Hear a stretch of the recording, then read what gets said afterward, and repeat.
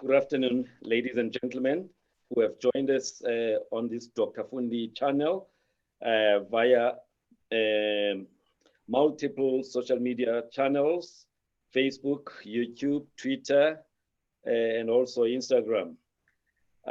Today, I have a special guest as part of our Mbokodo conversations. As you know, since the beginning of August, we've been hosting phenomenal women of South Africa who have done great things in their chosen areas of professions. We've had academics, we've had entrepreneurs, we've had winemakers, and we've had also business leaders within corporates. And today, our guest is Ms. Bongiwe Pityi-Vokwana. She's an admitted attorney of the High Court of South Africa, 20 years experience in the aviation industry, going up the leadership ladder in various leadership roles, locally and abroad. She's currently the general manager of OR Tambo International Airport, and that's the busiest and the biggest port of entry in the whole continent. And, in terms of contribution of that airport to the Airports Company of South Africa revenue, at least 3/4, that's about 74% of the revenue comes from OR Tambo Airport. That's the airport that she is in charge of.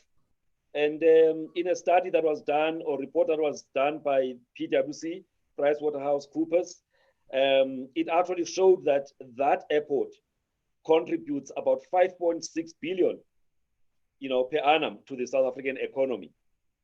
There's about 5,480 jobs that are actually, related to that airport directly. And in terms of the money that gets to the pockets of workers, at least 940 million from that airport. So she has a huge responsibility to make sure that that airport functions and functions very well, because the economy of South Africa is directly linked with that airport. So, Bomi, welcome. Thank you, Fundi. Thank you very much. Yes.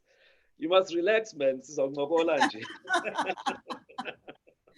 Yeah, no, I'm sure as we're going along, I will, when you have to reflect on yourself a bit, it can be a bit unnerving, but Yes.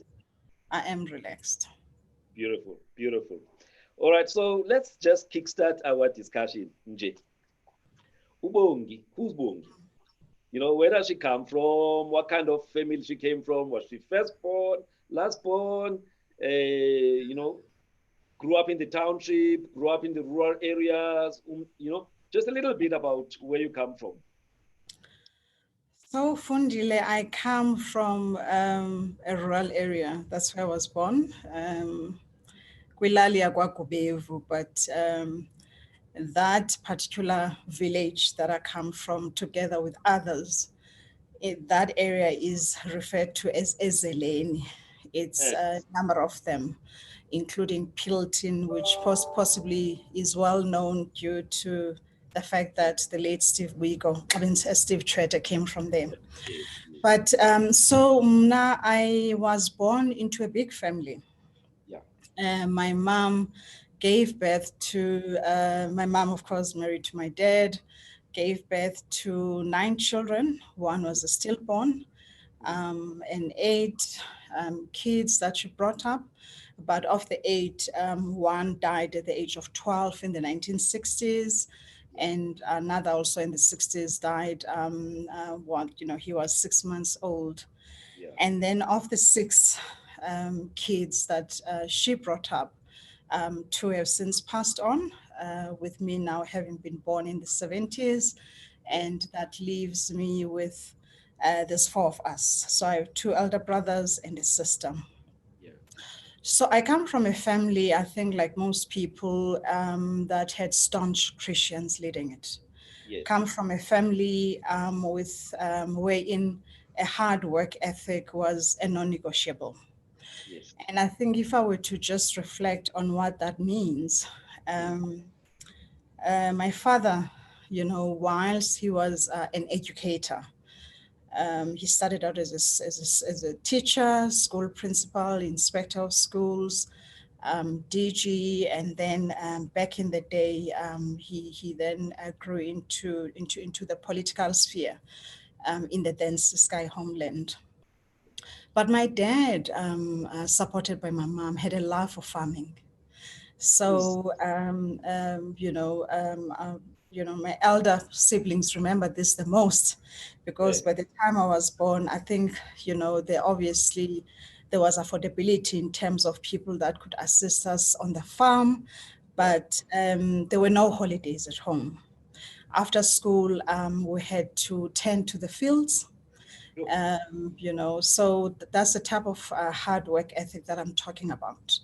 And his farming activities, they really, I think, propelled the family to be able, to possibly help us acquire the type of education that we had. So after matric, I went to UCT, and then later to the University of Natal, and then I qualified as a lawyer before I joined aviation. So that's the type of home I come from, a family filled with love, a family that believes that, God is at the center of everything that we do, and a family that does not have a sense of entitlement. Family wherein, you just have to work hard for whatever it is that you want in life. But you were encouraged to dream and dream big. Oh yeah, we were Fundile, my parents were readers. So at home, we had always had stacks upon stacks of books. And it started with, my father was a proud man in terms of our mother tongue. So we're encouraged, even before you go to understand the meaning, to read the Bible. Not necessarily to read it to understand, but to read the words so that you acquire vocabulary. The Bible, both in the Xhosa and the English version. And in terms of books, the favorite Xhosa book back then was Ityala Lamawele. That's one of my favorite books. I actually quoted it yesterday on one of my posts. There's a particular point where we're more like, there's no solution that's going to come from that particular place. Exactly. In that whole drama. Yes, who was meant to, to obviously be the main beneficiary, yes. So starting from Ityala Lamawele, then classics, because that's a generation my parents were born into, classical English literature about Pride and Prejudice, George Orwell books, Charles Dickens, A Tale of Two Cities, The Great Expectations. And then, of course, we're also allowed then, as we grew slightly older. So I still recall, I think in my teens, I started discovering Sidney Sheldon. And I was given the space, to read fictional books such as that. But not Mills and Boons, you were not given space. Pardon? About Mills and Boons, Actually, my elder sisters, my late sister Upagama and Usbusisiwe, who lives here in Johannesburg as well. They were your typical Mills and Boon type of candidates. I possibly read it, but I think I was always intrigued by Sidney Sheldon,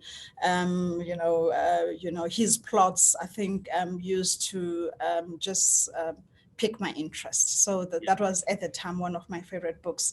So the culture of reading, and therefore the culture of dreaming, having imagination to things that you've never thought possible, which possibly transcended itself into where I'm at from a working space. So the power to dream, definitely. Beautiful, beautiful. Now, as you're describing your dad, it's like you are describing my dad in terms of the, because my father was a teacher, English teacher, Latin teacher, applied maths teacher, and your uncle, principal, all the way to working in the department and all of that. So as you were like saying that, it was like, okay, that sounds very much like the same route my dad took. You know, the only thing he did not do though was farming, because he was very lazy. He was he was very good for books, but definitely not as you know, dad. Your dad, obviously, farming, it needs people who are hard workers. Yes, and perhaps before I just share, you know, the extent to which his farming activities were successful, it would be amiss of me, Fundile, to not recognize the role our mother played, firstly in my dad's life and then in our lives. So when they met, there was a 10-year difference between them. So my mother was a raving beauty, and my dad at the time was widowed. Regrettably, he had lost his wife to cancer, leaving him with a 2-year-old son. So they met at a teaching college, in fact, in the former Transkei. And they married 6 months later, and they lived Mthatha Fundi.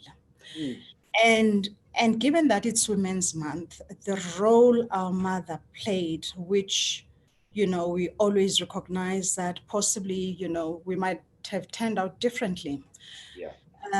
Those years, as young as they were, my dad, you know, they used to tell us he was into dancing, he was into tennis. In fact, tennis is the sport for the family.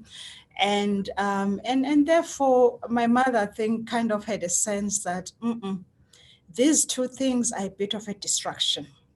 And she kept on encouraging him that, hey, Skali, Skali, I think that we need to consider going back to, you know, what was later known as a Ciskei, going back home, which is where my dad was from. My mom was from the former Transkei, so that, you know, we can really build our own home there. And the chances of you, I think, ascending within the education fraternity are higher. So I think for me, what I learned from that is that when you meet a partner, it is so important that your partner has dreams for you. So the dreams my mom had for my dad, most of which really came to fruition, are at the heart and at the core of what we actually became as a family.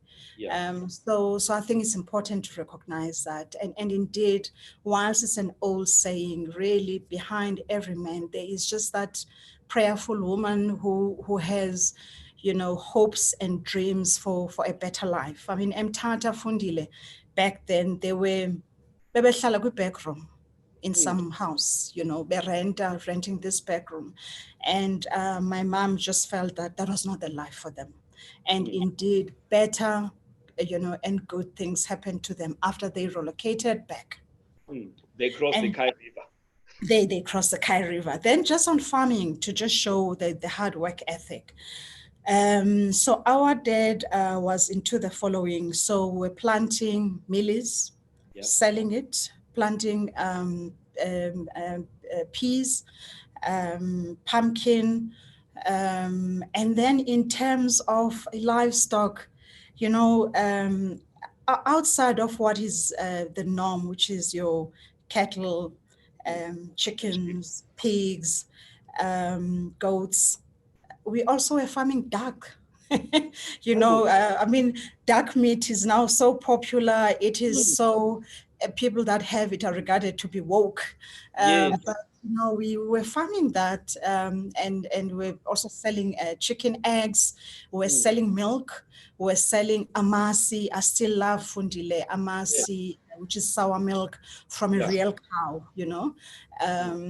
So he not only farmed in order for us to eat up, you know, from the ground, but the produce we're selling. Which is why you were saying that farming contributed in terms of your resources that enabled you guys to be able to, you know, pursue your dreams in terms of studies and generally other things. Yeah, and possibly a point that could be well made, I know obviously will reflect more on me, is the fact that in 1977, in those villages that are indicated when they are clustered, they are known as Zeleni. He produced the first Black graduate. And that was my half brother, the one that was 2 years old when he met my mom. Yes. So those resources just made things possible. Mm. So when you reflect now on the community, like, you know, ebenikulela kuyo in Siskai, you know, just we've talked now about the family, but just the community, the community enjani, you know, what are the things that you say, you know what, it was, you know, full of love, you know, there was sharing, there was whatever, you know, just the community. Yeah, Fundile, I actually do miss those days. So, you know, the communal spirit, and by the way, this communal spirit continues to carry me and my siblings to this very day. Both, you know, both parents are now late. So if there's anything that we need to do, we've kept the home, obviously. And as you know, Emakaya, we tend to have our own graveyards. So, you know, my parents and some of the siblings that have passed, this is where we've buried them. So whatever we need to have at home, be it a celebration, be it that we are hurt, we are crying, meaning it's a funeral, we are carried by that community to date. Communal spirit, camaraderie, the support and love for each other. And it's a small community that for years, you know, there was also no crime. I still remember, I think I was about 12 or 13 years old. There was a music competition that went late into the evening. So my parents then had asked a relative to look after me and to also then bring me home. And you know, we and remember there was no electricity back in the day, but our trip from the school to my home, which is a good 5 kilometers from the actual village, safe, no challenges. But of course, today, I mean, crime has since set in the area, and it's really caused by drugs and all of that. But other than that, lovely community, which I remain very proud to be associated with and to be regarded as its product. Yes. Now, you know, I mean, again, as you are talking, I'm thinking we come from the rural areas as well. One of the challenges we've had is the upkeep of the home because of the crime. You know, you are in Joburg, Cape Town, or wherever, and some of the younger people, you know, who are into drugs, they just see a place that they can just vandalize, get something, go and sell it, and get quick money. You know, so you guys not experiencing that in that area? We only experienced that once. So, so my parents, you know, worked very well, I think, with the community back in the day, and so we had just this one encounter. But I just need to highlight that, you know, the home is still very much respected by those that are coming from a particular generation. Yes. And in this particular instance, in fact, the thieving was caused by someone who used to look after the homestead, and who himself was now under the grip of drugs. And that was the one. So there's someone obviously who looks after the home, and my siblings, two brothers who are based in the Eastern Cape, they are regularly together with my nephews in Piwe, regularly go home, and my sister and I possibly once every 3 to 4 months. All right. No, I think that's enough about the family and the community. It gives us a very good picture of your grounding, you know, the kind of values and principles that were instilled in you, Ukula. So as you were growing up, primary school and into high school, you know, what kind of a girl was Bongiwe? Bookworm? Or, you know, So, my friends, one of my best friends, I can mention, I know she's on Facebook, Nomoilase, they often laugh at this. I grew up introverted, you know. And so primary school, obviously, I went to a school that was in this same village that we were born into. And then from then standard 5, which is, which is what, grade 7? Grade 7 nowadays, Yes, and I then we were actually relocated to a township known as Zwelicha. Oh yeah, they bought, yes. And I did my standard 5 there, and high school at the then Malcolm Sebe High School, and then Pandulwazi, which is in Alice, and then later on I went to university in Cape Town and Durban. So was I a bookworm? So at home there was this ritual. When you came back from school and both parents were back, as mom would possibly be busy cooking dinner, we're all sat around the table, and each and every one of you had to then do reading back in the day. And then you then had to explain to our dad, what is your understanding of what you've just read? And then you had to do your arithmetic, and you needed to get all of the answers correct before you were allowed to the dinner table. And to the dinner table. And in my case, I was a Latlamiki.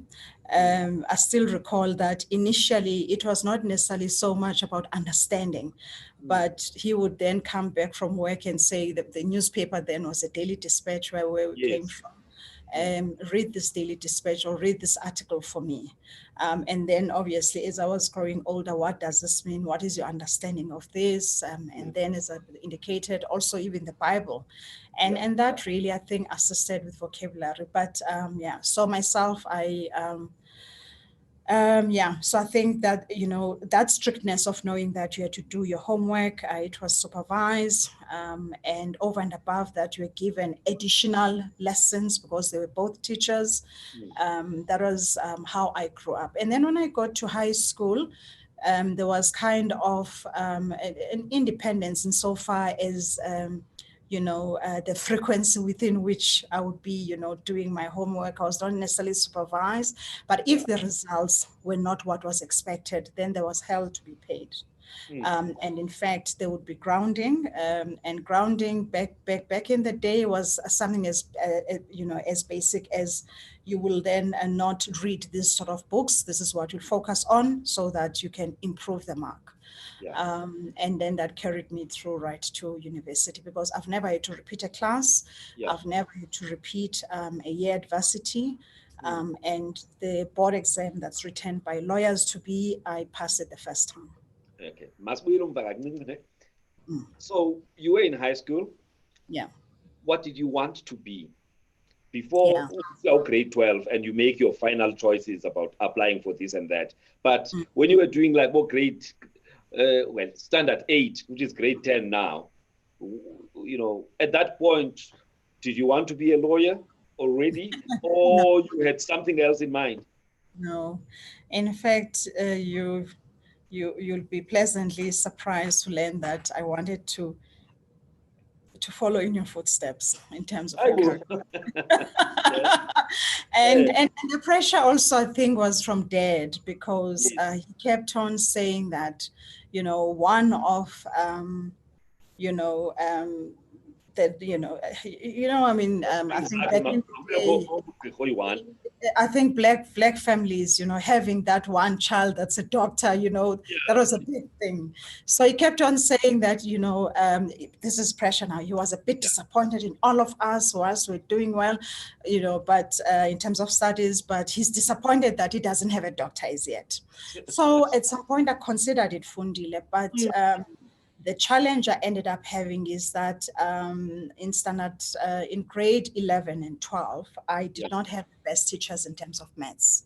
So whilst I obviously passed well with an exemption, but the maths was obviously was not at the level that I could be admitted for a medical degree. I would have had to improve, I think, my my, what do you call it? I would have to improve the subject. And then my elder sister, Pakama, was at the University of Vets studying law. And she's one person who also just had, I think, an impact in terms of me deciding that maybe this is something I could consider. Now, on me growing up, introverted, I remember my elder brother Zogile back in the day used to say to me, Aibo, you want to study law when you can't even, because I used to keep to myself. You can't even talk. How will you talk? Don't lawyers have to talk much? And my father said, don't pay attention to him. So at high school, that is what I was wanting to do. But by the time I got to grade 12, I knew that. You were very clear. That's the route I'm taking. No confusion. Yeah. And then just the last thing I think to comment about, before I went to university, I had a particular university that I would have liked to study at. And I think being young, I was not aware that it was prone to, to strikes. And so when I say I was a Latlameki, when I was born, my dad was 48. So by the time I was 12, he was 60. By the time I was 17, he was 65. So he always feared that he would not live long enough to see me be something in life. So there was always that pressure. Then he said that, no, you cannot go to this particular university because of ABC. And that decision was the best decision. So I went to the one that I went to, and then I was able to complete my degree within the allocated record time. Yeah. So the adjustment, though, from Ubasekaya, during high school, and then moving so far away, 1,500 k's away, I don't know how far it is. But basically more than 1,000 kilometers away. And you now AUCT, different environment from a built-in or that area how was the adjustment? Sure, the adjustment was huge. So perhaps I think the last thing I didn't mention with high schooling is that my dad, when I was in standard 7, I always need to think about the grades, but in standard 7, he had an intention of sending me to a private school, and without mentioning him, one of the well-known ones in Grahamstown. Grahamstown, yes. Yeah, and when I went, I was in standard 7, about to go into standard 8. Yes. So I was accepted on condition that I went back 2 classes. So meaning instead of proceeding into standard 8, I was meant to now start standard 6. And my dad said, you know what, thank you very much. Yeah, thank you very much. And and as a result, therefore, when I went to UCT, it was a first exposure to a diverse, of course, grouping of people, and also the independence that you are thrust into as a student. The lecturers, as you know, they're different. Others come and say, tomorrow, I expect for you to have gone through maybe these 3 chapters or these first 5 chapters, and also the comments such as, be warned, this class, when it starts, we normally start with 100 or 150 as you are, but I can assure you at the end of the year, we'll be left with 20 or so. So, it was a scary environment and all of that, but I think meeting friends, that I've remained friends with up until now did help. And we obviously had to find ways within which would cope because we all came from different backgrounds. There were those that had private schooling, Model C schooling. There were those like us who had received, who had gone to our schools. And, the adjustment was okay in that actually I did extremely well in my first year. I suppose it was the fear of failing, and I think the fear of disappointing my parents, especially disappointing them when you are so far away. And, with that possibly being regarded by them as, being a combination of being irresponsible, whereas it might have just been an adjustment problem. But, the transition eventually, with the support of friends, worked. All right. So you cruised through, you finished in record time, and then you had to do your articles. Where did you do your articles? So I did, and that's an interesting story. I did my articles, Fundile, at a smaller law firm. Yeah. And the reason I will not mention it is so it's what happened later. So at this law firm, it was, female-led. Yeah. And our principal, the beauty of having joined her firm was that after a while, she just left us to be, it was myself and two other candidate attorneys. So we're to rely on the experience of others in the field. She would also come in possibly once a week to guide. And the reason why she was not there all the time was because she was running a business. She was into a number of things, working with government. And I think, therefore the training was quite good in that we really we got diverse experience. We're not confined to one thing because the principal was not there, and all she told us, these were the financial targets. So she wanted every month for us to achieve those targets. So which therefore meant that every client that came in, and perhaps that has helped me until now, was important because that client was a potential cash for the business. And I did it so well such that there were clients that would come in and they would ask, particularly those that are not well read. I still recall that our receptionist was a colored lady. So they would then say that we are here, bazatsho ngesixhosa sizobona usisi lo phetheyo apha, meaning come to see the main attorney. And Melanie at the time would then say, oh, okay, no, she's not here. And then if I happen to pass, or maybe taking another client, then this client would say, no, uyelo, sizofuna lo. They actually thought you were the main one. Yes.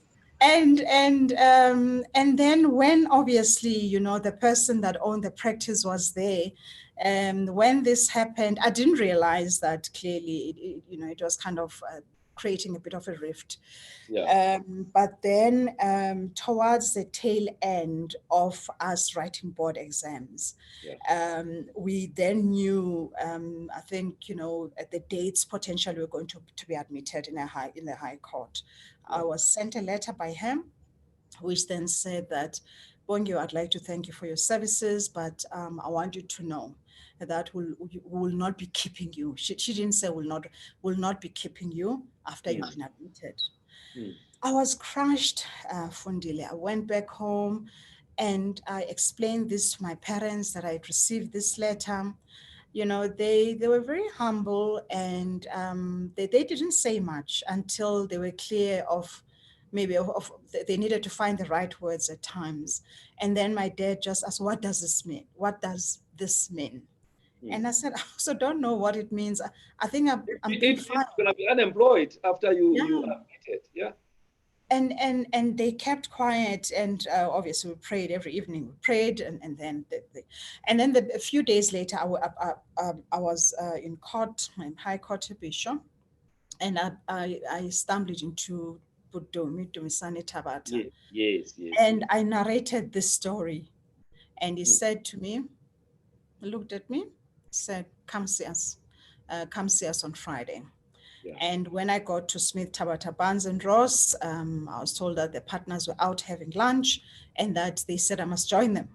So I then joined them. So my interview was as laid back as that. And they then said that a week, in fact, after you're admitted, please come join us. And it was Budumi who actually unpacked it for me that, no, Bongiwe, you're being dismissed. And it's not a usual occurrence for us as law firms to do that. We normally would allow for someone to be admitted, support them, because indeed you must be under a practicing attorney before you're admitted, and then would normally allow for someone to decide what it is they want to do. Yeah. So that is the one experience I had. But that's a beautiful story, though, Bogi. You know, It is. Beautiful story. Remember, you said you guys nikuleni ngabantu becawe, you know, Yeah. staunch Christians at home. Yeah. And I mean, the thing that when one door closes, the other one is gonna open. You know, there's something that says sometimes when you experience something that is like rejection, it's actually not rejection, but God is redirecting you. And from what you just said, you were being redirected. You know, obviously, you were not given information in advance. Actually, this is where we are taking you to. But actually, it worked out so well at the end. I mean, even the interview was a, you know, sort of walk in the park in a very informal environment, you know, with the big guys. Spot on, Fundile. You know, again, remember, as human beings, we are evolving all the time. So when I was younger and when this had just happened, obviously I was crushed. Yes. And as you'll appreciate, it was sort of the first type of rejection, and a serious one at that, in the workplace. But exactly to your point, I still recall when I then joined Airports Company South Africa, I think the Tabatas as a family were going abroad. And when I met both Budume and his wife, you know, his wife just hugged me and said, you know, my darling, you were being so redirected whilst you possibly at some point, you know, parked at Smith Tabata, Barnes and Ross. But perhaps this is where you were meant to get to. And the lady that owns that law firm, you know, we enjoy a good relationship now. I mean, you know, but yeah, but it's just that was the first disappointment in my life. It's something that I just had to mention. Yes, and you know, again, yes, it must have been very difficult for you at that time. But I think when one grows up, you need, you know, especially where everything has always gone your way, you know, studies and everything, you apply there, you get the place that you want. So where life is like, you are just cruising. At some point, you know, you need to get to a situation that will, you know, just show you that sometimes things happen that are outside of your control. Yes. You know, and learn from it, you know, so that it actually polishes you to even be a better product, you know, afterwards, because it teaches you certain things. And, you know, I'm sure by the time uphuma pha, you know, ungena Smith Tabata, you know, and moving on, that was always at the back of your mind. In fact, you're so spot on, Fundile. You know, I remain grateful for that opportunity with that first law firm. But indeed, I then acquired a different type of experience. Smith, Tabata, Barnes and Ross, they were a bigger law firm. To date, they have a countless number of decided cases that are reported in law journals in this country. And therefore, the ability, you know, the opportunity that I was provided to work with such, you know, seasoned and a law firm that had done it, you know, whether I wanted, you know, in all types of law that I needed exposure in. And for me at that time, the Johannesburg had not yet hit me. I did not have that pressure at that point in time that I want to come to Johannesburg. And therefore, having that opportunity of working within that law firm of that stature back home, you know, was important, and I remain grateful to this very day. Yes. And then I mean, why did you decide? I think I need to move on and do something else. So No, not at all. Because you developed other interests that you need. In fact, I was offered a partnership, junior partnership, but you then had to buy equity into the law firm. Equity, which, as you'll appreciate, as a young professional, I possibly could not. I could have maybe afforded it, you know, by obviously getting loans. Selling a few cows is gatata. Yeah. So I then I then decided that myself and as well as 3 other colleagues, not necessarily, they were not with the same law firm, we needed to open our own practice. And we were quite clear that we did not want to open a typical law firm that is, run by people of color, and the specialty of which is criminal law. Yeah. Criminal litigation, criminal litigation has a place, definitely, but it can't be the only thing that we're going to defend people, that have raped, that have stolen, and fraud, So we wanted to specialize in other areas such as conveyancing, also civil litigation and all of that. And the type of dream we had for the law firm was such that we then needed to go to the banks, possibly for loans, but were not necessarily bankable at the time. And we then decided to go our separate ways so that we could raise the much needed capital to open this type of law firm. And the timelines we gave each other was that in 2 years, we must have, we managed to, to get together again, and we're keeping, obviously each other updated. And for me, indeed, if you believe in the law of attraction, I in that process, I had 2 friends that worked for Airports Company South Africa. One at the time was the airport manager at East London Airport. The other one was an HR manager, Port Elizabeth Airport. And the one that was an airport manager, I was quite intrigued, and I just find myself being drawn by everything that he was sharing about his employer. And he used to invite me to functions at East London Airport. And I was just drawn to this company. And then one fine Sunday, after I then decided that definitely I'm leaving the Eastern Cape if I must, to pursue other opportunities so that we obviously raise capital. I stumbled on an advertisement that was published by the Airports Company South Africa, looking for someone in a managerial role at the then Johannesburg International Airport. I applied, Fundile, and the rest is history. I still recall I was interviewed by a person that was in the role that I'm in, and we remain good friends to this day. His name is Rory Mackey. And at the time, his assistant was Bongani Maseko, who actually ascended to become the CEO of the company.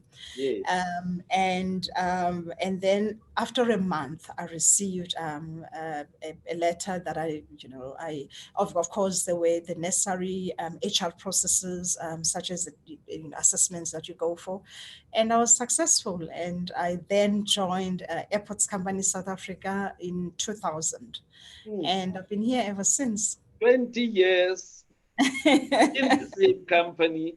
I thought kutwa seyaphela that thing yabantu abahlala babana befumana they watch here 10 years long service. I know. But anyway, but you joined AXA, very good organization. I'm saying very good because at some point I did a lot of work with them on the employee health and wellness side. With the head office in Bedford View, and OR Tambo being the biggest of the business units. It's a very good training ground, I think, for people. Yes. I mean, sometimes I ask myself, is AXA actually a private sector company? I know it's a state-owned enterprise. However, it really doesn't function like most state-owned enterprises. So you came in, OR Tambo, you were employed there. It was still Joburg at the time, right? Yeah, Joburg International. Airport. Yeah. How did you find the move from being in a law firm to being in a corporate environment now? Yeah. So it was also quite an adjustment. And, in airports, there's a lot that goes on behind the scenes to really ensure that this infrastructure is well functioning. The coordination with a myriad of stakeholders to make the ecosystem what it is insofar as you, the end user, experience it is second to none. So possibly in my second month of being here. So as a typical lawyer, I had a diary back in the day. Yeah. So when I started here, I always kept this diary. I knew that, of course, the written one, on this day, this is what I'm doing. On that day, this is what I'm doing. And then I recall the one time the then general manager of the airport, the one that I mentioned earlier, Yes.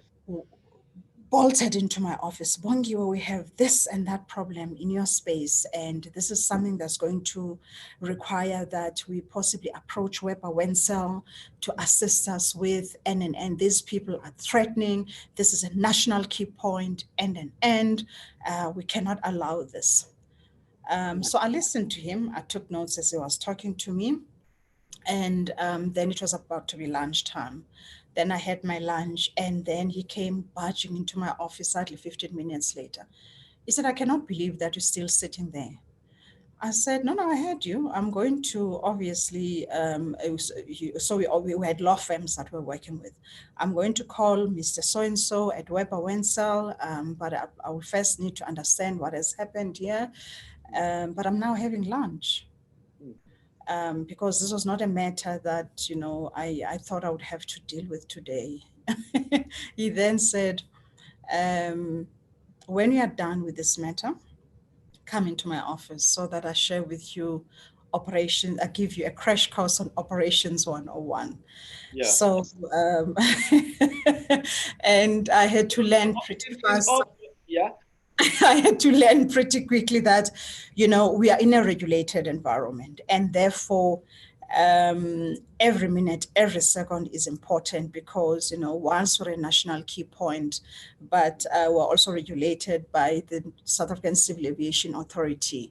So there are so many things that could either create risk to aircraft movements or to passengers that happen, and the ability to move swiftly with speed is vitally important. And I was kind of disappointed in myself, but it's just that I was new. I had not yet learned that, but disappointed in the sense that within a law context, what also happens is that there are urgent applications. But the difference is that as a lawyer, because this is something you had studied, if Fundile comes to you that this type of problem he has is one which requires that on an urgent basis, we need to approach the courts. Yeah. So I had that learning, and thereafter, once I transitioned well, and I started to understand the environment, I think I received nothing but great support from all of my colleagues, and that's the reason one has stuck around for so many years. It's such a lovely company, to work for, as well as great colleagues to work with. And there are so many who have so many years of experience that continue to ensure that we hold each other by the hand because it continuously evolves. Yeah. But now you came in as a specialist in law, right? And you were coming into a management position, right? Which required different things, obviously, including your law. Now, there you were being given a crash course in ops management, There's marketing, there's HR, there's so many other things, So how did you close that gap, of general management now, acquiring these different management skills over and above, obviously, your legal technical skills, so that you can be able to move nicely and do what you needed to do? So, of course, the AXA of today, the AXA of yesteryear, once we've always been a wonderful organization, but, we've evolved as well. Back in the day, regrettably, you did not necessarily know where to look for information. Yeah. You did not know what you needed to read up on to equip yourself. Yeah. So the challenge back in the day, and also, in fact, in a boardroom, those years, you'd find that, there weren't many that looked like you. Yeah. And there weren't many women over and above that of any particular racial grouping. Yeah. So you walked into a boardroom. It's a serious management meeting. There are so many acronyms in this industry. Mm. And there would be this, these important presentations being shared. You have no idea what people are talking about. A case in point, one easy one to share, people would talk about apron management, apron as in fast code. Yeah. And then you think to yourself, oh my goodness, apron. But what about the apron are they talking about? And then I still recall another example where, talking about IT infrastructure.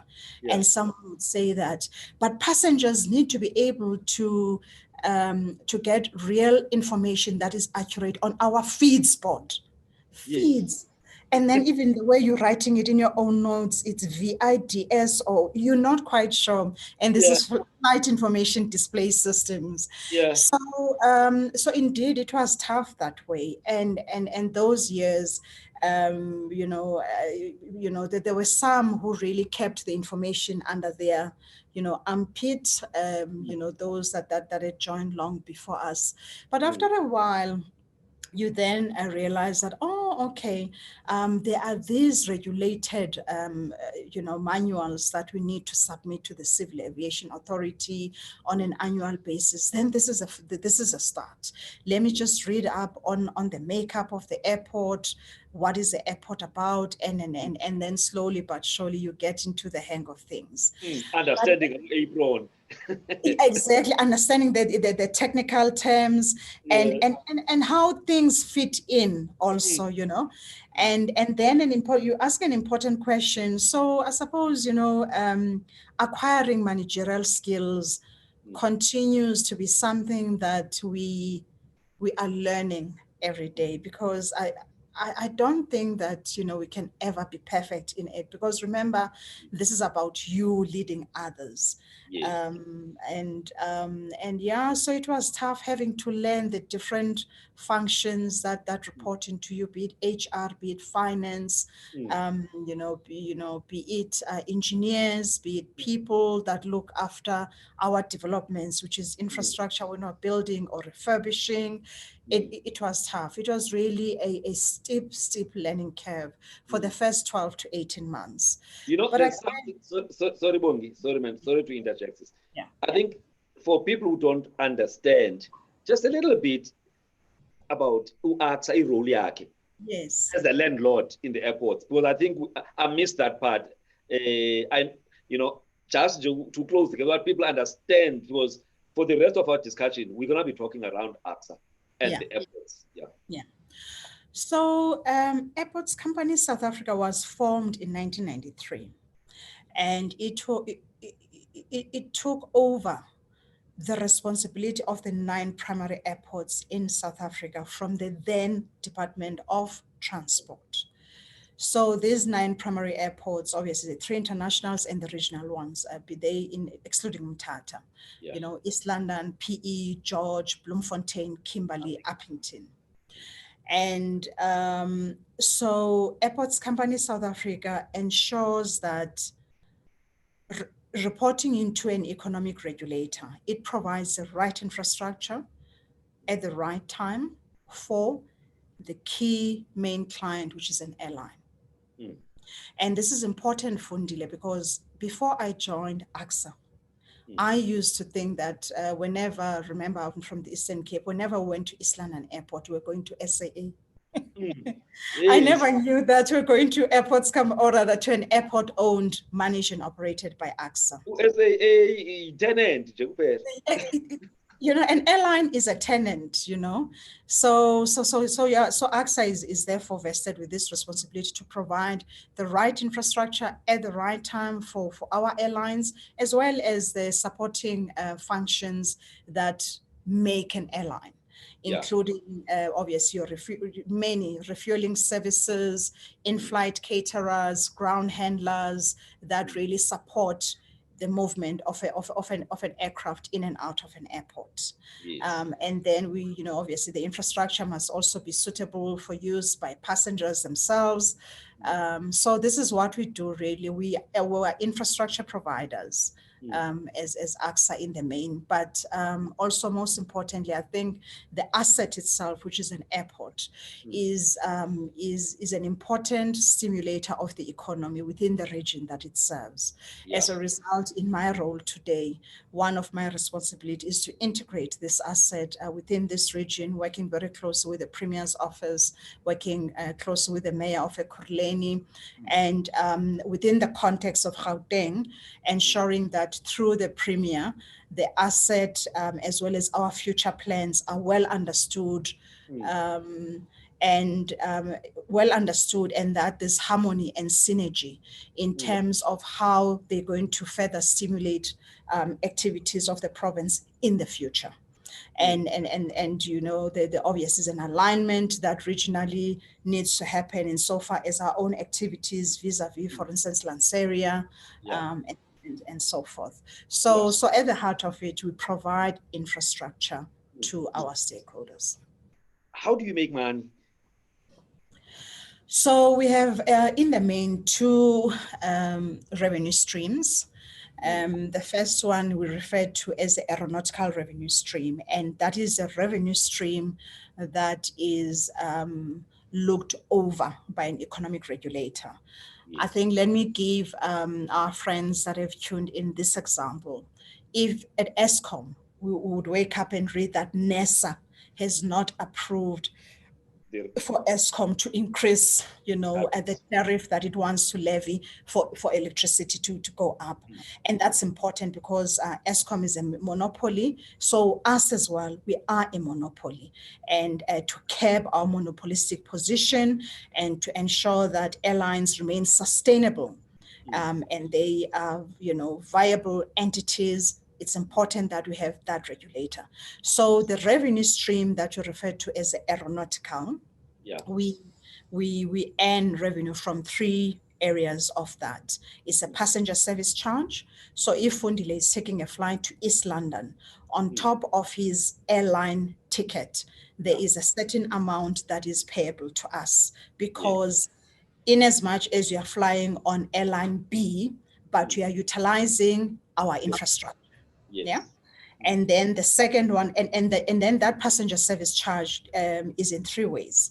It's a domestic passenger service charge, regional if you're going to Africa, and then international. Those three are not the same. The second type of revenue stream within aeronautical is parking fees. So when an aircraft has landed, if it parks for a minimum of 4 hours, then there is a formula that is utilized depending on its size and revenue from that. And then the third one, it's landing fees. Again, when an aircraft lands on our runway, because it's our infrastructure that we have to maintain at a cost to us, we then receive revenue from that. And again, it is dependent on the size of the aircraft. The bigger it is, such as an A380, obviously the more costly it is for an airline compared to if maybe it's a little jet. Okay, all right. So that is the aeronautical. But then there must be non-aeronautical. Yeah, then non-aeronautical, it's on the commercial side of our business. And this part is it's important. So we possibly have 4 revenue streams there. It's from parking. So Fundi is a passenger going to Cape Town, leaves a car here. Then we earn revenue from you having left your car in our facilities. But that's where you are going. And then the second one is from our retail concessionaires. So at OR Tambo, we have 170 different types of retail concessionaires, which is a mix of banks, boutiques, food and beverage outlets, car rental companies. So that's the second type. And then the third type is advertising. So we have advertising both inside our terminals as well as on our roadways leading into the airport. And the fourth one actually is from car rental as a standalone. So those are the non-aeronautical streams, but then linked to that, because the facilities are ours. So if Fundile, who is an airline, is renting facilities from us. So on the property management side, we then earn a revenue from you from a lease that we have together with you. And then we also do make revenue on an odd occasion. We tend to have large parcels of land in and around our airports. So if you're to be a new airline and you're wanting to have a hangar, not necessarily within an area that we control and that we're planning to develop, that's something that hypothetically we could consider. And you could even say, sell this piece of land to me. And if that happens, then on the property development side, we then also earn revenue. So those are the two revenue streams, which obviously given COVID have been completely wiped out. Yes. Actually, I was going to get to that to say, looking at all of these things, the fact that there was no foot traffic, because there was complete closure at level 5. That must have, from high activity to zero activity from the 26th of March. That must have hurt in terms of, the operations and the revenue of the business. In a big way, Fundile. So both revenue streams were completely wiped away. And we had to, in terms of our non-aeronautical side of the business, we had to give payment holidays to all of our service providers as well as business partners. And then on the aeronautical side of the business, someone looking externally, looking in, if they were not clear before what Airports Company South Africa is about, now they are. And why are they clear, Fundile? They are clear simply because the revenue generation capability sits nowhere else but at the airports. So in that context, when alert level 5 was announced, for a week or so, we were dead quiet. So we shut down our airports. It broke our hearts to see OR Tambo being dark.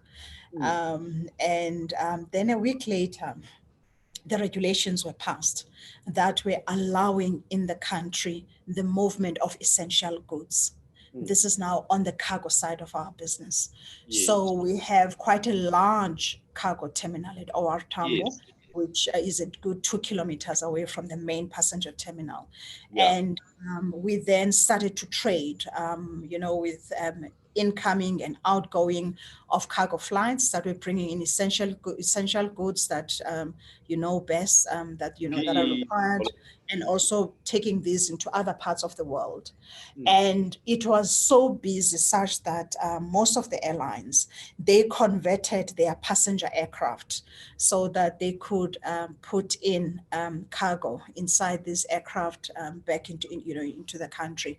So between April and because it was a week, between April and now, for instance, we've handled no less than 5,000 cargo freighter movements in and out of the airport. So we've been quite busy there.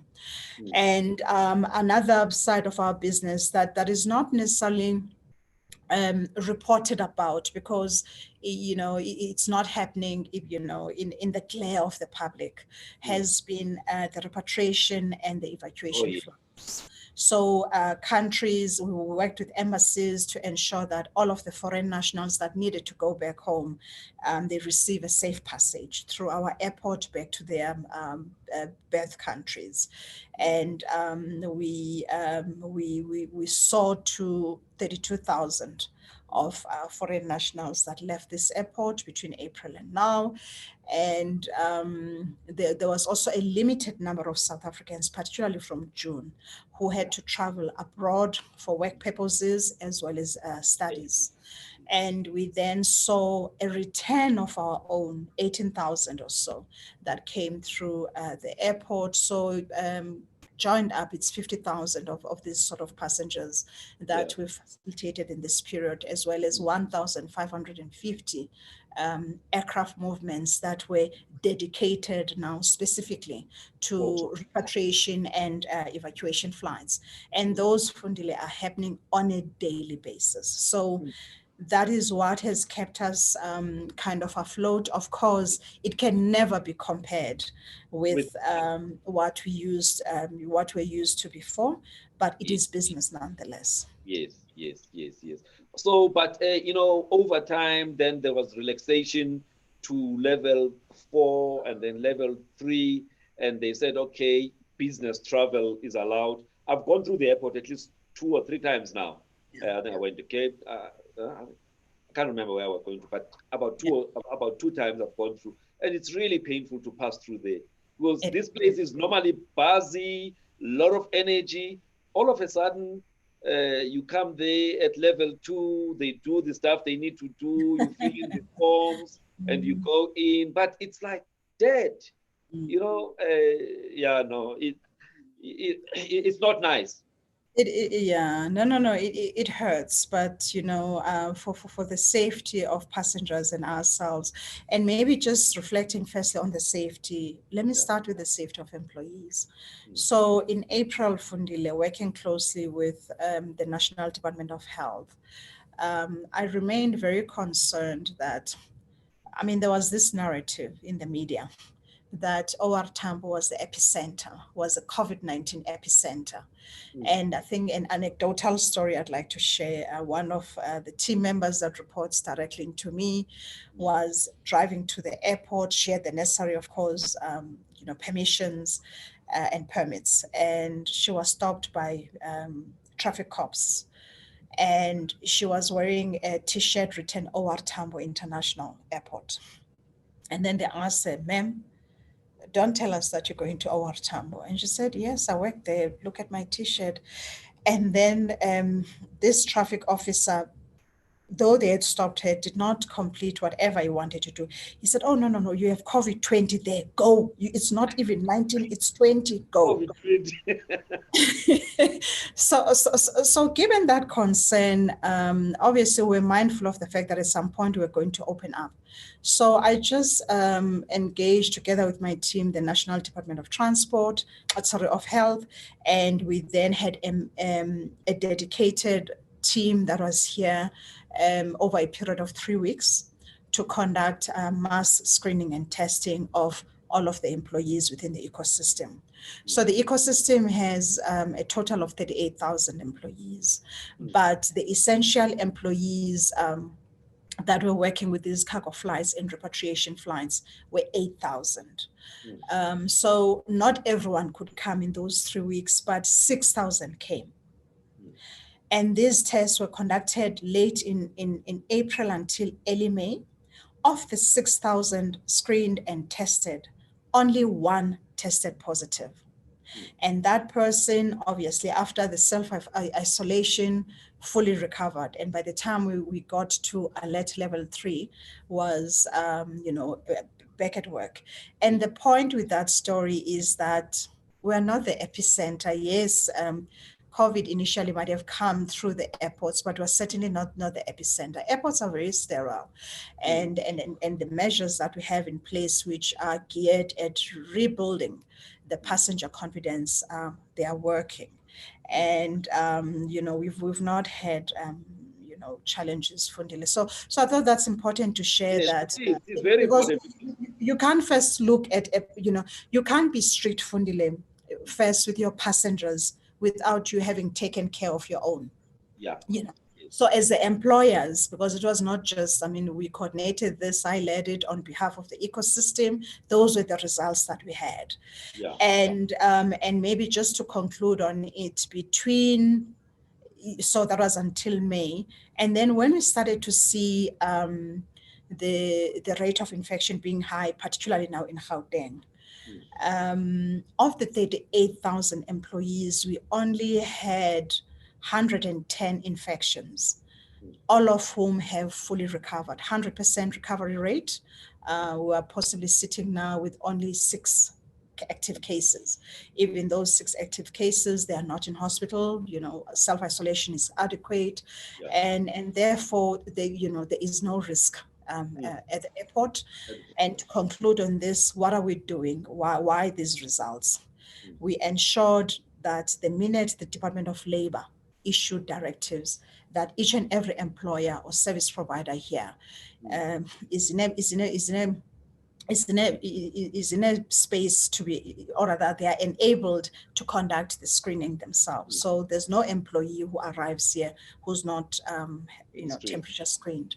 And when they are not, and records kept, and when they have elevated temperature, which is not going down even after 10 minutes, they are released, Fundi, and we give them the necessary support, not just us as AXA, all of the airlines and everybody else. So it's working well. Lovely.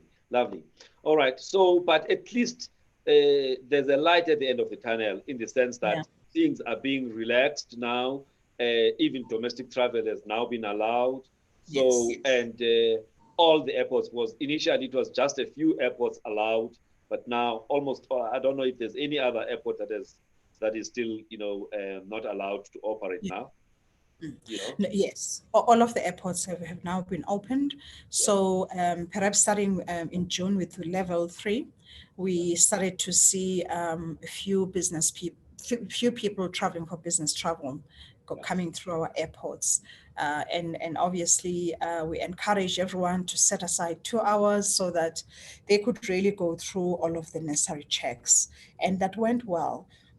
And in July, we started to see people having more confidence, I think in the measures that we have in place. And as a result, the number of passengers that were processed vis-a-vis June, they obviously, they reflect the fact that there's more confidence. Airlines themselves, they started to now apply for more slots so that they could really, travel to and fro, both ways within a limited window of 5 o'clock and at that time and 6 o'clock. But now with level 2, we operating between 4 and 5 in the morning and 9 at night to cater for the curfew that starts at 10. The number of flights that we have on a daily basis is an indicator that people are waiting for this moment. And the message that we continue carrying out is that people must have the confidence that we have the necessary measures in place. We're strict in the application of these measures for the safety of the passenger and for the safety of everyone that works in the ecosystem. So whilst we are not yet out of the woods in terms of our revenue generation when we compare to pre-COVID, but Fundi, slowly but surely the economy is being stimulated. I was here at the airport yesterday. Saturdays at all of our airports traditionally are quiet days. And we saw something that we've not seen in years.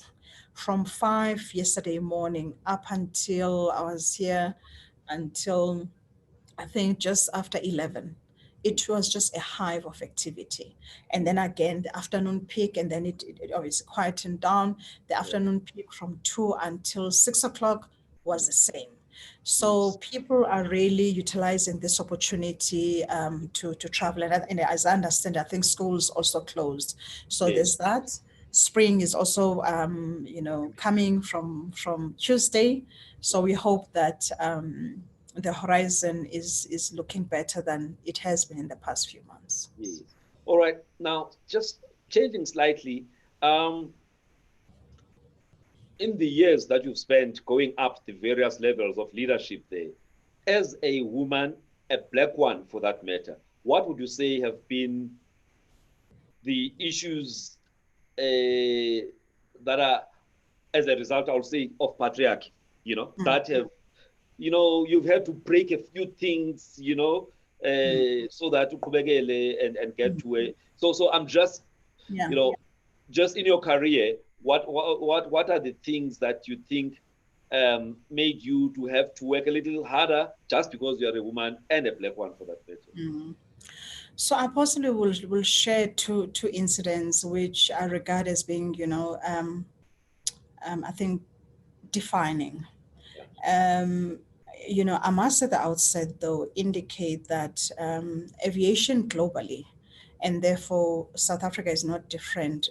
It's a male-dominated industry, and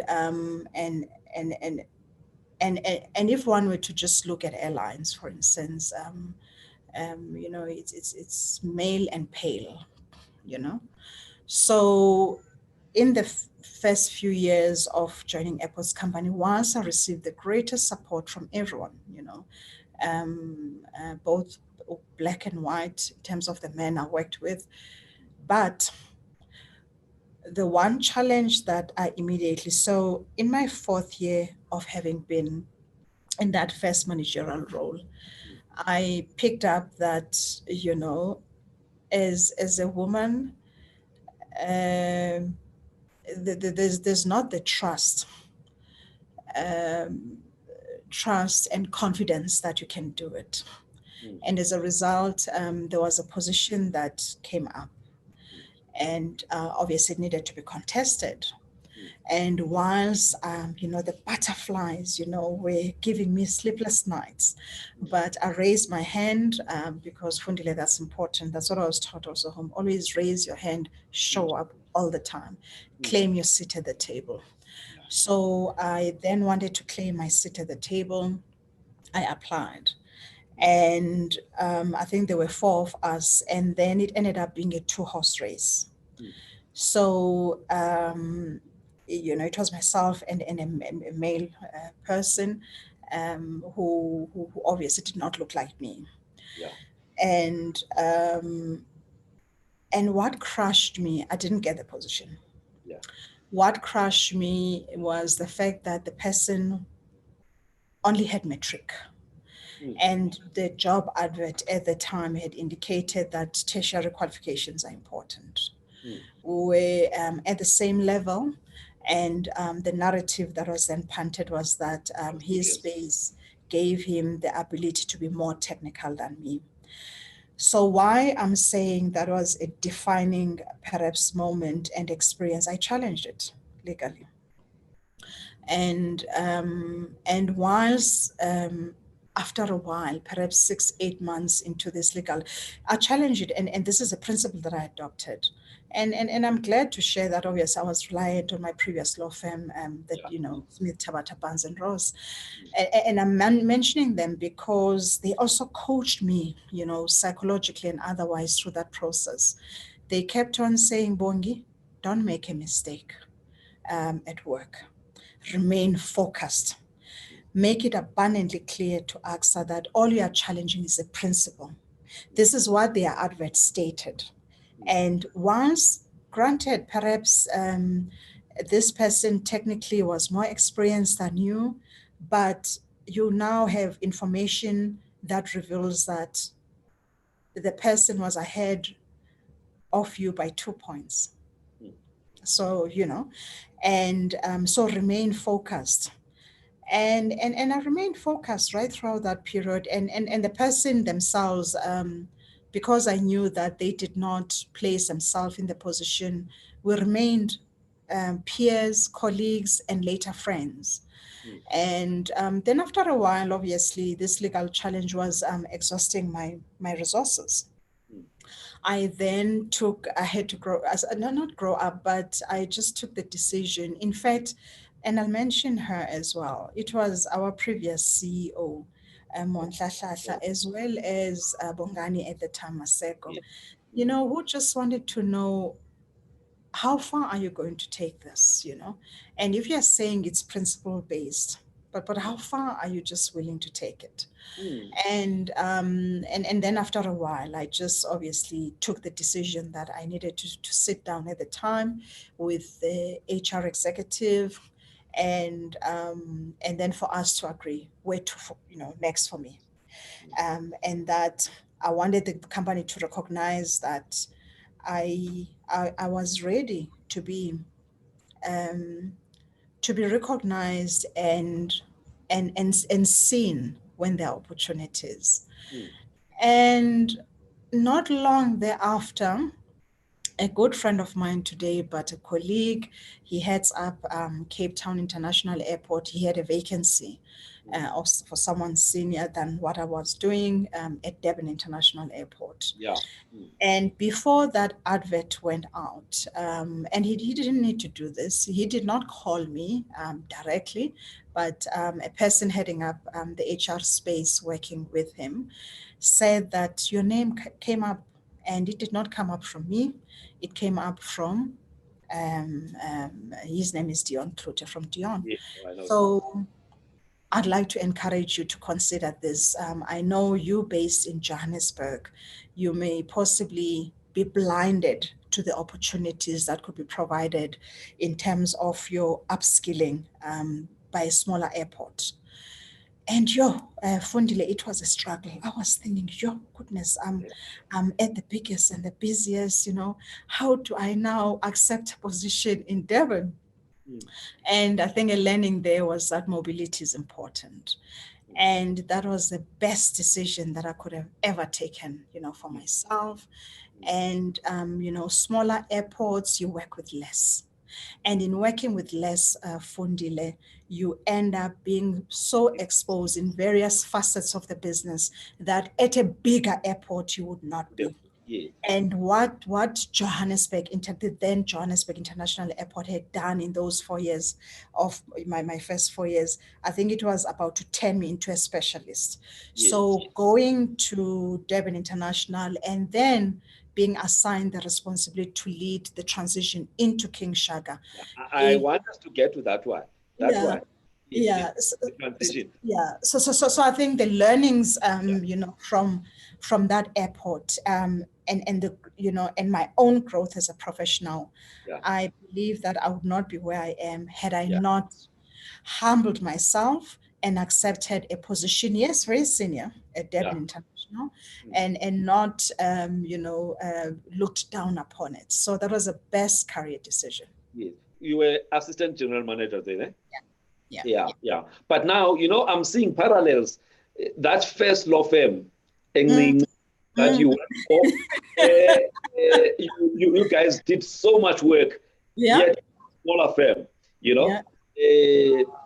and then in parallels to you going to Durban, smaller airport, but with a lot of experience, broadly, and you were actually responsible for leading the movement from the old airport to the new airport.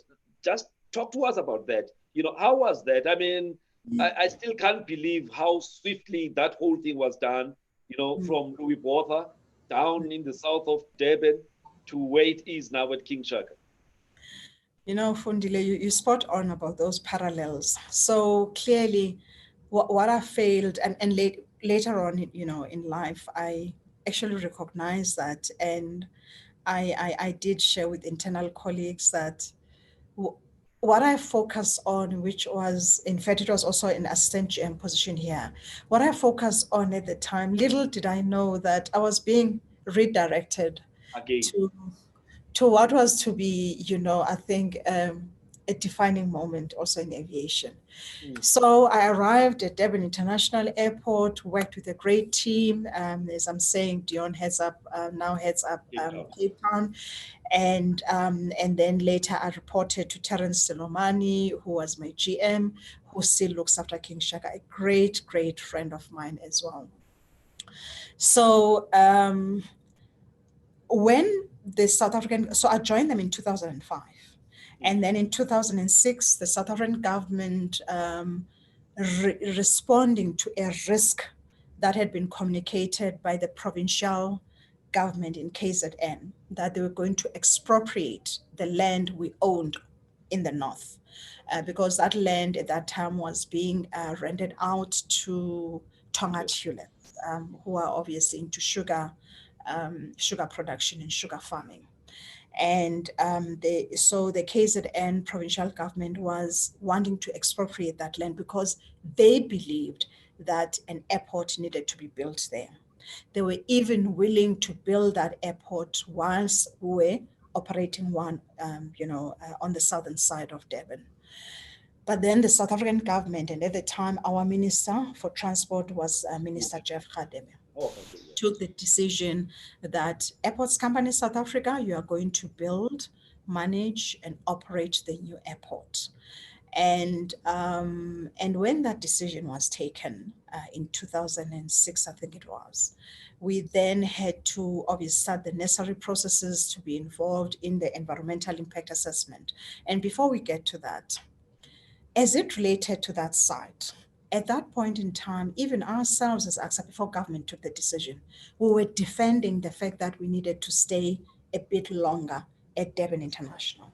Reason being that we had conducted a feasibility study that showed that we could sweat that asset up until 2015, way possibly into 2018, with obviously a number of adjustments, on the developmental side or in the infrastructure side being made. That study did recognize the fact that the airport's challenge was that it was locked between a highway as well as refineries on the right-hand side, and that you could only expand it in an elongated fashion. There was also a canal that was running on the northern side, which would have required more work to it to elongate our runway in future. So all of these studies were conducted. So we knew that with some money, invested, we could still remain at Durban International Airport. And when this decision was taken, it was then simply a question of investing elsewhere. And the advantage of investing at King Shaka International Airport was that we're going to then have an asset that was going to have a lifespan that will go well into the 60s, 80s, whereas Durban International possibly could have been there up until 2015, 2018 at most. So we then had to sit around the table and identify critical activities that would need to be undertaken. The first one that we recognized, and which scared all of us, was the fact that in the country, in our lifetime, as that team, there has never been a new airport built. And we then grappled with decisions around who must lead what. So who must lead the teams, the consortium that is building it on the mortar and brick side of the business, and equally who must lead what we normally refer to as a airport operational readiness and airport transfer plan. And amongst us, we then realized that, but there's no person with such an experience.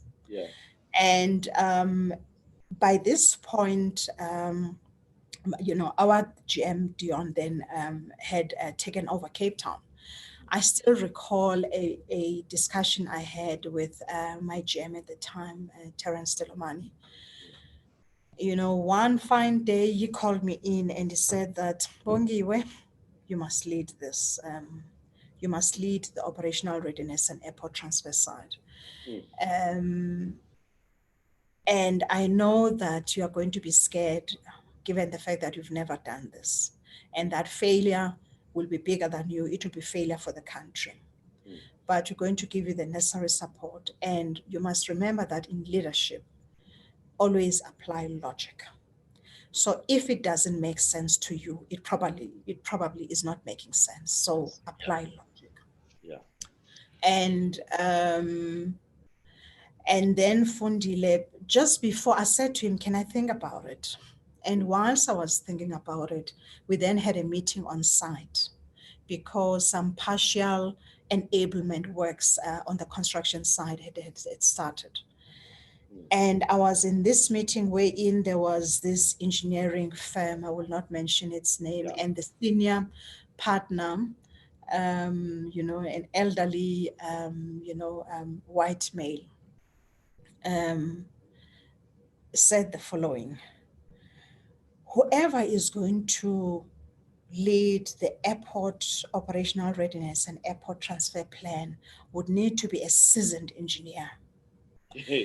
If AXA is going to consider appointing this person internally, there's only one I also will not mention the name, within AXA that can do this, and they're sitting in Johannesburg.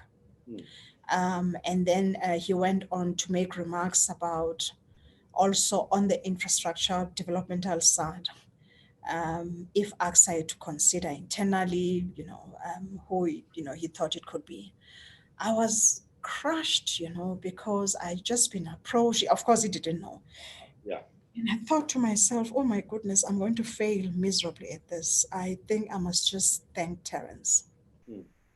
I then, also another colleague and friend, she's no longer with us, I'd like to recognize, is Yvette Skuman. Yvette at that time was in a similar position as me. She was an assistant GM looking after all of the 6 regional airports. Yvette, she's someone that, she reflects a lot. And she then said to me, Bongiwe, this is a once in a lifetime opportunity. And of course, she motivated why she thought I needed to consider it. And she said that do not sell yourself short because of noise. People are obviously making comments given what they are thinking. Even this senior engineer of this engineering firm that made these remarks that are now scaring you, he himself doesn't have this experience because in our lifetime, there's not been a greenfield airport built. Yeah. And of course, obviously, family members that I also consulted with, and Fundi, I decided to then tackle it head on. And it was a tough 2 years. So we started to work on this particular plan most aggressively from 2008. We're going to relocate the airport in May of 2010. I then had to amass a team. A month before the World Cup. In time for, and we had an immovable deadline because a World Cup could not then be moved simply because, a team led by Bongiwe and my colleague Sean and our boss Terence, was obviously not ready. It could not happen. Yeah. So, so I amassed a team and just to show you, I think the learnings and the intricacy of what was involved. And I think the advantage, or rather the growth that I experienced. So starting with what we call airfield infrastructure, we had to be involved with the air traffic navigation services and the Civil Aviation Authority pertaining to matters of airspace. There was no approved airspace for that area. Fundile, this lady born in a rural area, and who then obviously given these opportunities found herself in this aviation space. Had I stayed at the then Johannesburg International for that position, I was challenging. This is the experience that I would have lost on. Yes. So I got to understand how spaces are created. I got to understand what needs to be considered that must be environmentally friendly on the communities, that must also be fuel efficient for the airlines, things that need to be looked at in terms of the routing of aircraft from an arrival departing purposes. So all of that, so understanding that first and foremost, it's not an experience I would have had. And within this team I led, I think in the main, the majority of people that reported into me were various engineers from your mechanical, civil, electrical, because we're also going to go into a highly automated airport from an airport that had manual systems. And I think a system that at times can frustrate passengers that I can talk to is a baggage handling system. So at the then Durban International, it was really basic. You just, the ground handler, there was a hole, you put in a bag and on steel wheels, and then the bag just came to the passenger. But now we had an automated system, that also could sort the bags based, so it had a built-in sortation system. So learning all of that, learning all of the engineering disciplines in all aspects, Fundile, it's something that I could never have gone to university and acquired within 1 degree. It's something that if I had stayed in this position that I was challenging, I could not have acquired. I would have just been Perhaps that person that is senior having others doing what was possibly just routine at the time. So another redirection. Another redirection, and a great one at that. And then in terms of how you then coordinate all of your stakeholders, and also the relocation of aircraft themselves, aircraft parts, and all of that, we then partnered with a consultancy firm from Germany to just give us that support so that we really could, there would be no step missed, and that would do well.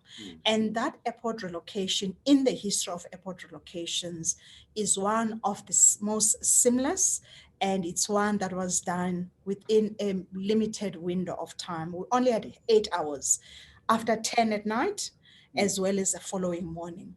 Whether we're moving car rental companies or furniture and fittings, aircraft being flown over, aircraft parts in trucks, and also, coordinating with traffic entities to just guide this, because, of potential criminality along the way, such that the following morning, I still recall an SAA flight that had to depart out of King Shaka, departed safely and on time. Yes. And I remember that a few weeks after you guys had opened, there was a big celebration there. Yeah. And I attended that. But yeah, let's leave that one. But then there were some semifinals, soccer semifinal there, and celebrities came with their private jets. And because of whatever, they decided to leave some of the jets on the runway. Yes. How did you guys handle that? I mean, how did it come about in the first place that people just land and just park wherever they wanted to park and messing things up? Yeah. So I still recall the date. It was the 7th of July. And it was big teams that had gone. Brazil, if I'm not mistaken, was one of them. And by the way, during that Soccer World Cup, we were working flat out. I only went to the stadium to watch one game, which was between Germany and I can't recall what, because obviously of our German partners. Just for the record, that for us it was tough. So what had happened, Fundile? There is a system that is utilized by the Air Traffic Navigation Services, which is a company that appoints air traffic controllers. As part of that system, all of the different flights into the different airports, which include the AXA-owned ones, as well as the smaller airfield, are obviously captured. They were captured within this particular system. Regrettably, and we never knew this, there was no redundancy for the system, nor a contingency plan that was automated. So when the system failed the morning of the 7th, this company that's responsible for air traffic navigation services and that obviously coordinates all of the aircraft whilst they're airborne, they had to resort to a manual system. In resorting to a manual system, I recall the game the evening before they were played in Cape Town. Yeah. At that time, you will recall that we had, in the type of traffic we're having, it was a combination of what we refer to as commercial traffic, which are your SAAs, Fly Safe Air, that's commercial. Then your general aviation is made up of private jets, the celebrities that you are referring to. And after this system crashed, we obviously, I'd say our own process, we don't know how, but there were 18 aircraft that were able to have themselves prioritized into airspace. In being prioritized into airspace, there were also weather-related challenges that day, particularly towards KZN. And there was then the clogging up of airspace. And as regards where we were, which was King Shaka, FIFA, as you'll appreciate, at a presidential level, which was Seth Blatter at the time, was obviously flying from Cape Town to Durban. We had a and operate. The plan was such that each and every arriving aircraft, if it is not commercial, the passengers, in this case, say a Sepp Blatter, are going to disembark, and the aircraft itself is going to go to Durban International Airport for positioning or for staging purposes. Yeah. And then hypothetically, let's say if a celebrity or whoever that person is leaving the following day, once it's given the time to fly into King Shaka, it will then come in to collect that person before they leave, right? So the FIFA operated aircraft, when they arrived, that's when then all hell broke loose. We're an airport that was new. We did not quite have the luxury of many aircraft parking stands, perhaps like an airport of OR Tambo. And each and every parking stand was allocated. So when they got in and they refused to move, it created a problem for the commercial flights that were still due to come. And those commercial flights that were due to come, given that on the ground there was no parking space, they had to be directed by air traffic control to circulate. They did that to an extent that they started to obviously run out of fuel. And then then a decision, between air traffic control and those particular, and the airlines that were involved, they took the decision to much rather come back to OR Tambo International Airport. And this is what then created havoc in that there were important people, government ministers, important people in society in South Africa who were really wanting to watch this game in Durban. So that is really what had happened. And was it us that created the problem? It sounds like it was an ATNS issue. Yeah, but this is what happens. So an airport is an ecosystem, Fundile. You end up being responsible for everything. I mean, if you were to just recall some of the problems we've had here in the past with Airport Follow Me Homes, which at the time I had to escalate to the then Minister of Police, which was Minister Mbalula, and he really helped us a great deal.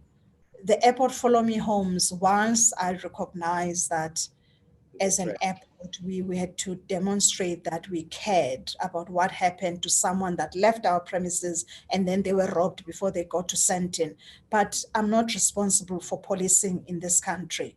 I'm not, we are not responsible for what happens between when a person leaves and up until they get to their point. However, be that as it may be, from a media perspective, when the responsibility is somehow placed, I think, on the facility owner, it's a good news story.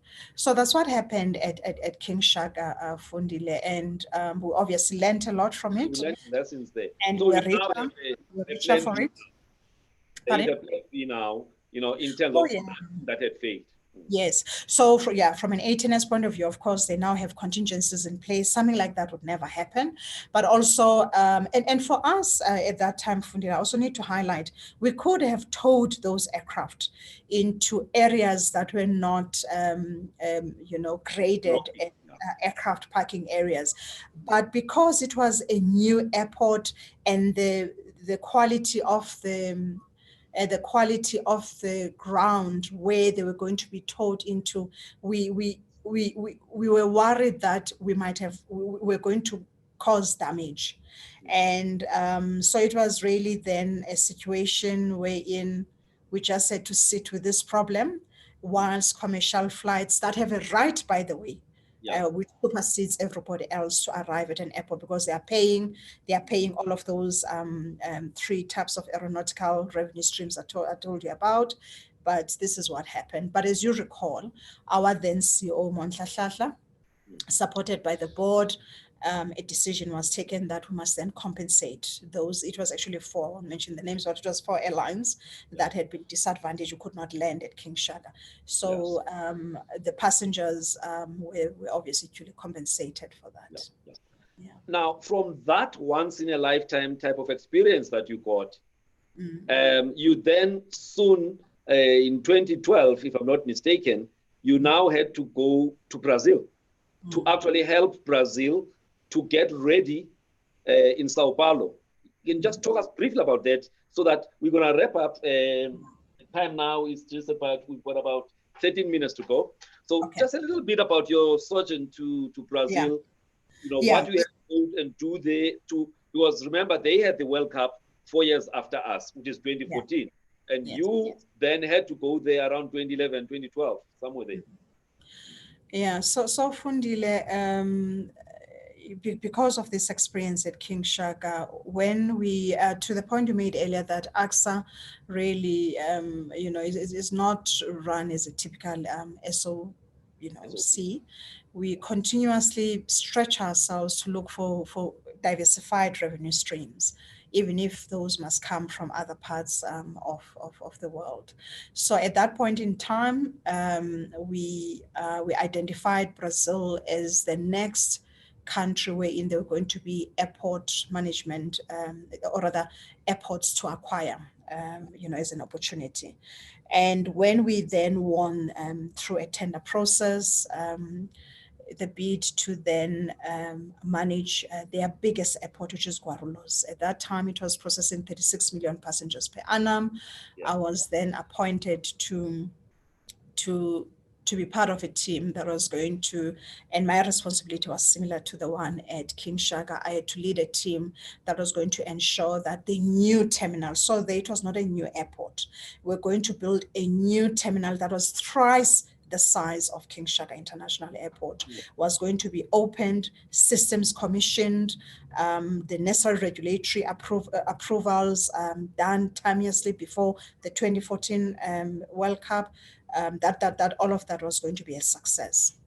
Took on the assignment and regrettably, so we won, I think, that tender in February, and I relocate. It was not a full-time relocation initially, so I was coming in and out. And sadly, in that June, I lost my mom. So I think at a personal level, there was that I had to deal with.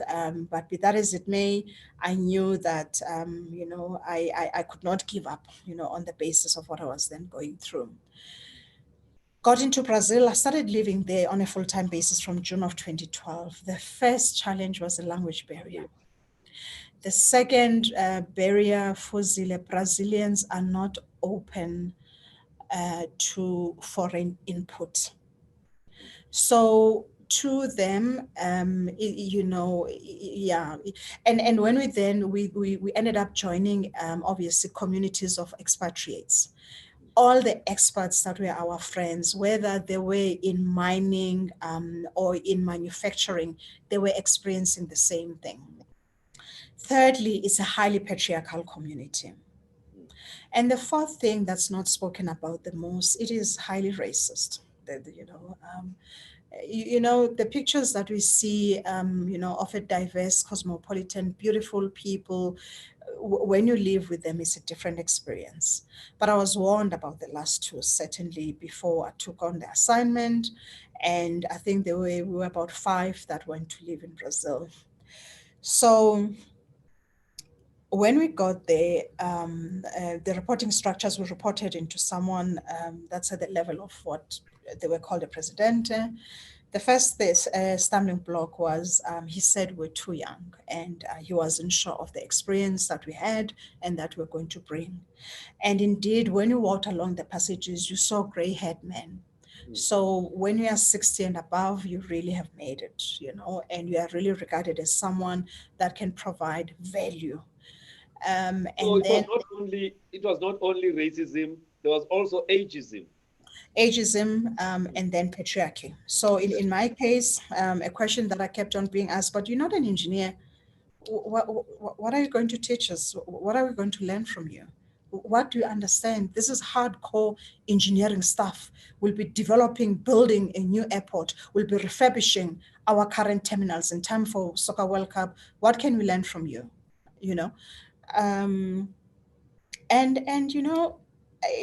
I think the biggest lesson there was when you go into a foreign place or anywhere for that matter, what's important is that don't come in with a sense that you know it all. Come in, immerse yourself, integrate yourself, and navigate around the dynamics that you find yourself in. Mm, mm, And it took me a year, Fundile. mm. And in fact, I'm not ashamed to admit that I was on the verge of giving up because I was just sitting, looking at my nails, not having anything to do. And the time now was close to June 2013. And the following year, it was going to be World Cup. The one time I just decided that I needed to just go present for the last time to them why the program that I'm meant to lead is going to help them. And I was warned by the secretary that the person I was going to present to, if he gave me 5 minutes, that would be way too long. But by that time, I'd had enough. And I was at a point where I was even willing to come back home. Yeah. And needless to say that when I engaged Mm. and indicated that these areas are going to be a risk for us with this Yeah. project. And if they are not tackled, through a structured program, we Yeah. will not be able to open timelessly. Yeah. Needless to say that I think I was in this meeting with this gentleman for almost an hour and not Yeah. 5 minutes. Mm. It was on a Thursday. I was meant to come back home. It was my normal break, and I was flying out that evening. Yes. And he then said that I must cancel my trip. Yeah. He wanted me to leave the following week because he wanted us to go present to the board. And the rest is history. We presented to the board. They liked what I was proposing to them. Mm. And then the following Monday, indeed, I was allowed to come back home. And in that time, I was then obviously working now directly with the CEO of the consortium. Yeah. And I was asked to, from all corners of the world, just approach consultancy firms that I knew could also beef up our team so that given the fact that we're left with a year, we could complete the project timelessly. And that's what I did. And and then 2014, we're able to welcome excited fans Yes. into a new terminal in Brazil. Who did not know all that we had to go through Yeah. to deliver that. Yeah. But anyway, no, I was watching your progress, via social media, because from time to time you would, share Yeah. some of the stuff that you were doing. All right. Now, in your bio, you said something about you being a servant leader. Mm. Do you want to expand on that? Yeah, so I think, servant leadership, perhaps starting from where I come from, my parents, they were born into different families. Mm. My dad came from a poverty-stricken background, to an extent that it was a struggle for him to very bright at school to even complete initially high school because there was just no money. Mm. And I think when you then have a parent like that, Mm. for me, I think the one defining quality that I learned is to have a regard for others. Yes. And so servant leadership for me, it's about um, always having a regard for others, Mm. but ensuring that it's not going to be on your watch, that we are not going to excel. So I think excelling in what is required, I mean, I will not talk about that because Yeah. it's expected that there are performance management systems within organizations that are there to help us track that. But servant leadership is about having a regard for others and really leading with empathy Mm. and really lifting others as you rise, lifting Mm. others. Mm. And if we were to just reflect on King Shaka, the women that are appointed Fundile to be part of that team that was going to have that first in a lifetime experience, if not the only experience in a lifetime. Um, I'm still proud of them today, and most of them are still within the organization, and they've grown to do wonderful things Yeah. for themselves. Yes. And so servant leadership, I think it's about that, leading with empathy, having a high regard for others. So ungabulahli ubuntu bakho simply Yes. because Yes. you're in a particular role, and you don't only push the meeting of targets and all Yeah. of that, but you really look at the well-roundedness of a person, because Yes. if you do that, you then get the best for people. Out of them. And obviously invest in coaching programs to Yeah. continue growing the team and inspiring them to be the best that they can be. Yes. Yes. And I think, I mean, the success of the various projects that you've led, without one going to check anything, it is very clear that you have the ability to lead teams, shared value, shared vision. Everybody, afake isandla sakhe so that stuff happens, and they are happy to be led. And you mentioned something, Uti, you lead by example. So you are not the kind of guy who study office. You actually, where there is a need, you actually go there and show them, lead the way, and that makes people to see ukuthi hayi akahlali nje phaa ivory towers where you, needed you uyakwazi go ukuthi ezantsi. you go into the trenches with your team, and perhaps other people might say that it's not a strength, but I go into the trenches with the team. Yes, of course, there's a time wherein we need to separate, and then you look at the bigger picture, Yeah. but going into the trenches. Bongi, I think you gave us so much time, you shared so much, and I'm certain there were so many people who were looking forward to this conversation because they call you powerhouse. Uh, they call you powerhouse, Yeah. because there's so much wisdom, there's so much to learn from your career, and yet you still remain grounded.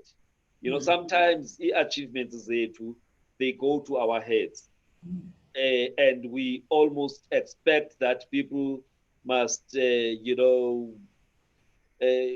so besincoma besinyusela phezulu. Sometimes, so it's important. For me, I like to see leaders who have led, who have achieved, but they are still accessible. They don't have heirs. And I must say, the feedback and the Fumanayo is that you are that kind of leader who has achieved so much, who still has a lot to achieve going into the future. And your humility is one of the things that people actually talk about. So I really want to thank you for this time. Ndiguglishile ke nezithuko zakho umamqoka Maska, ubutsolo bentonga Jobs went on at umamombo inkosi and then kakhulu umama wayengumanxasana Dunjana.